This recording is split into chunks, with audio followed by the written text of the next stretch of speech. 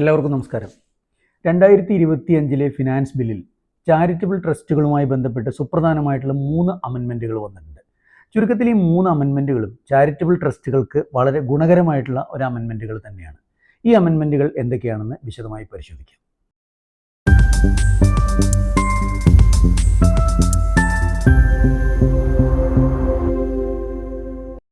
അതിലേറ്റവും പ്രധാനപ്പെട്ടത് ട്രസ്റ്റിൻ്റെ രജിസ്ട്രേഷൻ്റെ സമയപരിധിയായിട്ട് ബന്ധപ്പെട്ടാണ്.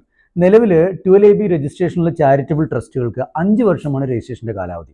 അതായത് 5 വർഷം കഴിയുമ്പോൾ ഈ രജിസ്ട്രേഷൻ പുതുക്കേണ്ടതാണ്. പക്ഷേ 1/4/2025 മുതൽ ഈ 12ABയിലെ ഒരു സബ്സെക്ഷൻ 1 കൂടി കൊണ്ടുവന്നിട്ട് അതിൽ പറയുന്നതെന്ന് വെച്ചാൽ സ്മാളർ ട്രസ്റ്റുകൾ എന്നുകൊണ്ട് ഇവിടെ ഉദ്ദേശിക്കുന്നത് അപ്ലിക്കേഷൻ ഫയൽ ചെയ്യുന്ന സമയത്ത്, അതായത് അപ്ലിക്കേഷൻ ഫയൽ ചെയ്യുന്നതിൻ്റെ തൊട്ട് മുമ്പത്തെ 2 പ്രീവിയസ് ഇയറുകളുടെ ടോട്ടൽ റെസിപ്റ്റ് 5 കോടി രൂപ വരെയാണെങ്കിൽ ഇതിനെ സ്മാളർ ട്രസ്റ്റുകളായിട്ട് കണക്കൂട്ടും. അപ്പോൾ ഇത്തരത്തിലുള്ള സ്മാളർ ട്രസ്റ്റുകൾക്ക് രജിസ്ട്രേഷൻ്റെ കാലാവധി 10 വർഷത്തേക്കാണ്. അപ്പോൾ 1/4/2025 മുതൽ രജിസ്റ്റർ ചെയ്യുന്ന ചാരിറ്റബിൾ ട്രസ്റ്റുകൾക്ക് സെക്ഷൻ 12AB1 പ്രകാരം രജിസ്ട്രേഷൻ പുതുക്കുന്നതിൻ്റെ കാലപരിധി 10 വർഷമാക്കിയിട്ട് ദീർഘിപ്പിച്ചിട്ടുണ്ട്. അടുത്തത് ട്രസ്റ്റുകളുടെ രജിസ്ട്രേഷൻ ക്യാൻസലേഷനുമായിട്ട് ബന്ധപ്പെട്ടാണ്. സെക്ഷൻ 12AB സബ്സെക്ഷൻ 4 ശരിക്കും ഈ ക്യാൻസലേഷനെ പറ്റി പറയുന്നത്.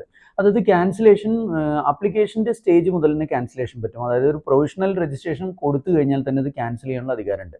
അപ്പോൾ നിലവിൽ പറഞ്ഞിട്ടുണ്ടായിരുന്നത് വെച്ചാൽ ഇൻകംപ്ലീറ്റ് ആയിട്ടുള്ള അപ്ലിക്കേഷൻസ്, അതേപോലെ തന്നെ പലതരത്തിലുള്ള മൈനർ ആയിട്ടുള്ള ഇഷ്യൂസ് ഒക്കെ വന്നു കഴിഞ്ഞാൽ പ്രിൻസിപ്പൽ കമ്മീഷണർക്ക് ഇത്തരത്തിലുള്ള രജിസ്ട്രേഷൻ ക്യാൻസൽ ചെയ്യാനുള്ള അധികാരം പറഞ്ഞിട്ടുണ്ടായിരുന്നു. പക്ഷേ finance act 2025 section 12AB subsection 4 ഒരു അമെൻമെൻറ്റ് കൊണ്ടുവന്നിട്ട് പറയുന്നത് വെച്ചാൽ അതിൽ രജിസ്ട്രേഷൻ ക്യാൻസൽ ചെയ്യണമെന്നുണ്ടെങ്കിൽ സ്പെസിഫൈഡ് വയലേഷൻ വേണം. അതായത് മൈനർ ആയിട്ടുള്ള ആപ്ലിക്കേഷൻസിൽ മിസ്റ്റേക്ക്, അതല്ലെങ്കിൽ ആപ്ലിക്കേഷൻ്റെ കൂടെ ഡോക്യുമെൻറ്റ്സ് കൊടുത്തത് ക്ലിയർ അല്ല എന്നുള്ള കാരണങ്ങളൊന്നും പറഞ്ഞിട്ട് ഒരിക്കലും ട്രസ്റ്റിൻ്റെ രജിസ്ട്രേഷൻ ക്യാൻസൽ ചെയ്യാൻ പാടില്ല. ട്രസ്റ്റിൻ്റെ രജിസ്ട്രേഷൻ ക്യാൻസൽ ചെയ്യണമെന്നുണ്ടെങ്കിൽ അത് സ്പെസിഫൈഡ് വയലേഷൻ ആയിരിക്കണം. അതെന്താണെന്നുള്ള വളരെ സ്പെസിഫിക് ആയിട്ട് പറഞ്ഞിട്ട് മാത്രമേ രജിസ്ട്രേഷൻ ക്യാൻസൽ ചെയ്യാൻ പാടുള്ളൂ. അടുത്തത് സെക്ഷൻ 13(3) ഒരു അമെൻമെൻ്റ് ആണ്. സെക്ഷൻ 13(3) പറയുന്നതെന്ന് വെച്ചാൽ ഒരു രജിസ്റ്റേർഡ് ചാരിറ്റബിൾ ട്രസ്റ്റ്, അതായത് സെക്ഷൻ 12AB പ്രകാരം രജിസ്റ്റർ ചെയ്തിട്ടുള്ള ഒരു ചാരിറ്റബിൾ ട്രസ്റ്റിലെ ഇൻട്രസ്റ്റഡ് പേഴ്സൺസ് ആരൊക്കെയാണെന്നാണ് ഈ 13(3) പറയുന്നത്. ഈ ഇൻട്രസ്റ്റഡ് പേഴ്സൺസിൻ്റെ പ്രസക്തി ഇവിടെ എന്താണെന്ന് വെച്ച് കഴിഞ്ഞാൽ ഒരു ട്രസ്റ്റിനെ സംബന്ധിച്ചിടത്തോളം, അതായത് ഒരു രജിസ്റ്റേർഡ് ട്രസ്റ്റിനെ സംബന്ധിച്ചിടത്തോളം ഇൻട്രസ്റ്റഡ് പേഴ്സൺസ് യാതൊരു തരത്തിലുള്ള ആനുകൂല്യങ്ങളും ട്രസ്റ്റിന് കൈപ്പറ്റാൻ പാടില്ല. അതിനാണ് ഇൻട്രസ്റ്റഡ് പേഴ്സൺസ് ആരൊക്കെയെന്ന് പറയുന്നത്. അപ്പോൾ ശരിക്കും 13(3) നിലവിലുള്ള ഇൻട്രസ്റ്റഡ് പേഴ്സൺസ് ആരൊക്കെയെന്ന് പറഞ്ഞു കഴിഞ്ഞാൽ ഒന്നുമില്ലെങ്കിൽ ട്രസ്റ്റിൻ്റെ ഓതർ, അല്ലെങ്കിൽ ട്രസ്റ്റിൻ്റെ ഫൗണ്ടർ, ട്രസ്റ്റീസ്, അതല്ലെങ്കിൽ manager, relative of the trustees, അതേപോലെ തന്നെ a person having substantial interest in the അല്ലെങ്കിൽ substantial contribution in the trust during the previous year in exceeds of 50,000 rupees. അതായത് കഴിഞ്ഞ സാമ്പത്തിക വർഷം 50,000 രൂപയിൽ കൂടുതൽ ട്രസ്റ്റിലേക്ക് എന്തെങ്കിലും തരത്തിലുള്ള എമൗണ്ട് ഇൻവെസ്റ്റ് ചെയ്ത് കോൺട്രിബ്യൂട്ട് ചെയ്തിട്ടുള്ള ആൾ എന്ന് പറയുന്നത് ട്രസ്റ്റിനെ സംബന്ധിച്ചിടത്തോളം ഇപ്പോഴത്തെ അവസ്ഥയിൽ, അതായത് ഈ 2025 ഫിനാൻസ് ബില്ല് വരുന്നതിൻ്റെ തൊട്ട് മുമ്പുള്ള അവസ്ഥയിൽ ഇൻട്രസ്റ്റഡ് പേഴ്സൺ ആണ്.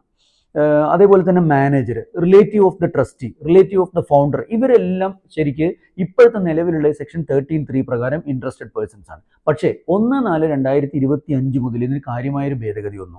ഇതിൽ പറയുന്നതെന്ന് വെച്ചാൽ ഇൻട്രസ്റ്റഡ് പേഴ്സൺസ് എന്ന് പറയുന്നത് ഒരു ട്രസ്റ്റിനെ സംബന്ധിച്ചിടത്തോളം സബ്സ്റ്റാൻഷ്യൽ കോൺട്രിബ്യൂഷൻ നടത്തിയിട്ടുള്ള ഒരാൾ മാത്രമാണ് ട്രസ്റ്റിൻ്റെ ഇൻട്രസ്റ്റഡ് പേഴ്സൺ. ആ സബ്സ്റ്റാൻഷ്യൽ കോൺട്രിബ്യൂഷൻ എന്നത് കഴിഞ്ഞ ഇതിൽ നമ്മൾ പറഞ്ഞത് അപ് ടു, അതായത് കഴിഞ്ഞ ആപ്ലിക്കേഷൻ കൊടുക്കുന്നതിന് മുമ്പോ അതല്ലെങ്കിൽ ഈ പറഞ്ഞ മാതിരി തന്നെ നമ്മൾ ഏത് ഇയർ ആണോ കൺസിഡർ ചെയ്യുന്നത് ആ ഇയറിൻ്റെ തൊട്ട് മുമ്പ് വരെയുള്ള കോൺട്രിബ്യൂഷൻ 50,000 റുപ്പീസ് വരെയുള്ള ആളുകളാണ് ഇൻട്രസ്റ്റഡ് പേഴ്സൺസ് എന്ന് പറയുന്നത്. പക്ഷേ ഇവിടെ കാര്യമായൊരു മാറ്റം വരുത്തി. ഇവിടെ പറയുന്നത് ഏത് ഇയറിൽ ആണോ 1,00,000 റുപ്പീസ് കോൺട്രിബ്യൂഷൻ കൊടുത്തിട്ടുള്ളത്, അതല്ലെങ്കിൽ ഏത് ഇയർ ആണോ നമ്മൾ പരിഗണിക്കുന്ന ആ ഇയർ വരെ 10,00,000 റുപ്പീസ് വരെ കോൺട്രിബ്യൂഷൻ, അതായത് അഗ്രിഗേറ്റ് കോൺട്രിബ്യൂഷൻ 10,00,000 റുപ്പീസ്, അതല്ലെങ്കിൽ ആ പെർട്ടിക്കുലർ പ്രീവിയസ് ഇയറിൽ 1,00,000 റുപ്പീസ് കോൺട്രിബ്യൂഷൻ കൊടുക്കുന്ന ആളുകളെ മാത്രമേ ട്രസ്റ്റിൻ്റെ ഇൻട്രസ്റ്റഡ് പേഴ്സൺസ് ആയിട്ട് പരിഗണിക്കുകയുള്ളൂ.